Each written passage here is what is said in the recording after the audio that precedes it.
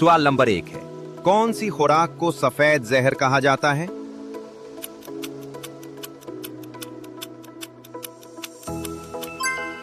जवाब है चीनी को सफेद जहर कहा जाता है। सवाल नंबर 2 है, कौन सा फल विटामिन सी से भरपूर होता है?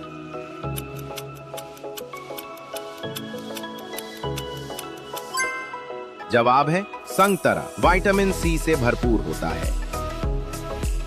सवाल नंबर 3 है, कौन सी सब्जी खून बढ़ाने में मदद देती है?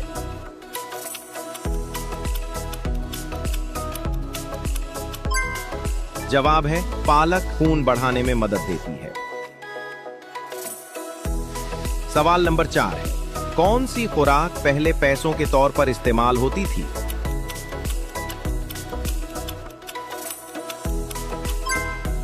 जवाब है नमक पैसों के तौर पर इस्तेमाल होती थी। सवाल नंबर 5 है, कौन सी ग़िज़ा हड्डियों को मजबूत बनाती है?